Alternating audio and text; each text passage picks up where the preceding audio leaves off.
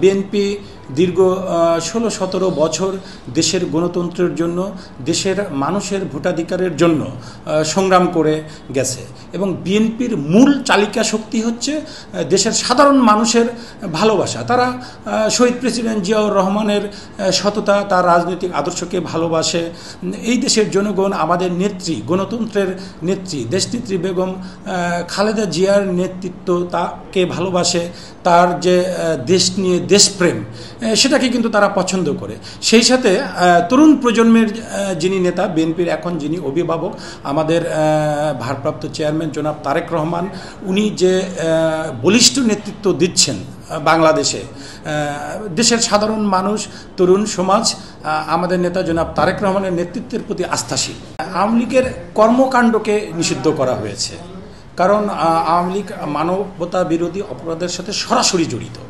সেই জন্য বিচার না হওয়ার আগ পর্যন্ত আওয়ামী লীগ বাংলাদেশে কোনো রাজনৈতিক কর্মকাণ্ড পরিচালনা করতে পারবে না। তবে কোনো রাজনৈতিক দলকে নিষিদ্ধ করতে হলে সবচেয়ে উত্তম পন্থা হলো দেশের জনগণ কর্তৃক তাকে প্রত্যাখ্যান করা। এবং আমি আশা করব আওয়ামী লীগ স্বল্প সময়ে বাংলাদেশের ইতিহাসে যে বড় হত্যাযজ্ঞ সংগঠিত করেছে, এই দেশের জনগণ আওয়ামী লীগকে প্রত্যাখ্যানের মধ্যে দিয়ে সেই সংগঠনটাকে নিষিদ্ধ করে দেবে। ফ্যাসিস্ট আওয়ামী সরকার তো দীর্ঘদিন ধরে দেশের গণতন্ত্রকে হত্যা করেছে, নির্বাচনী ব্যবস্থাকে হত্যা করেছে।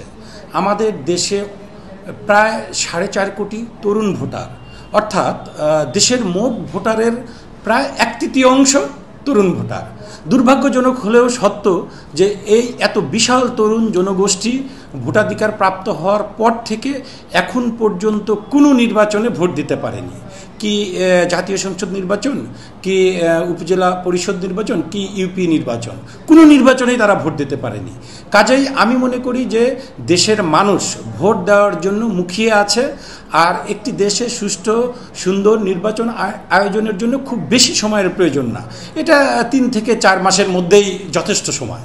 অনেকেই বলছে এই কথাটা কেমন আমি জানি না, হয়তো কিছু মানুষ বিশেষ এজেন্ডা বাস্তবায়নের জন্য এই কথা বলতে পারে।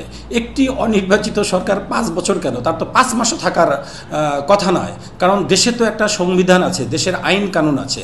আমি দেশের সংবিধান, দেশের প্রচলিত আইন কানুনকে অবজ্ঞা করে অনির্বাচিতভাবে 5 বছর ক্ষমতায় থাকবো, এটা এই দেশের জনগণ কখনোই মেনে নেবে না। এনসিপি যখন বৈষম্যবিরোধী ছাত্র আন্দোলনের নেতারা নতুন রাজনৈতিক দল গঠন করলো, তখন কিন্তু আমাদের পার্টির শীর্ষ নেতা থেকে সবাই তাদেরকে স্বাগত জানিয়েছিল যে হ্যাঁ, বাংলাদেশের রাজনীতিতে তরুণদের সমন্বয়ে একটা প্ল্যাটফর্ম থাকা উচিত। কিন্তু বিস্ময়কর হলেও সত্য যে এনসিপি তাদের মর্যাদা বা তাদের যে পলিটিক্যাল বৈশিষ্ট্য থাকা উচিত তার কোনোটাই এখন তাদের মধ্যে বিদ্যমান নাই। তারা বিভিন্ন অপকর্মের সাথে জড়িয়ে যাচ্ছে, বিশেষ করে তদবির এবং ঘুষ, দুর্নীতির মতো মারাত্মক অভিযোগে তারা জড়িয়ে পড়ছে। তাছাড়া এনসিপির যারা এখন নেতা, তারা কিন্তু ফ্যাসিস্ট হাসিনা সরকারের সময়ে কেউ কেউ ছাত্রলীগের ছায়াতলে ছিল, কেউ কেউ আওয়ামী লীগের ছায়াতলে ছিল, বা কেউ কেউ নিজের বর্ণকে লুকিয়ে গুপ্ত অবস্থায় ছিল। এটা কিন্তু প্রমাণিত।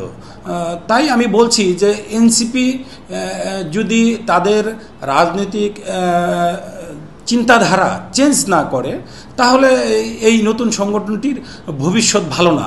ইতিমধ্যে বাংলাদেশের অনেক মানুষ কিন্তু এনসিপির নেতাদেরকে নিয়ে সমালোচনা শুরু করেছে।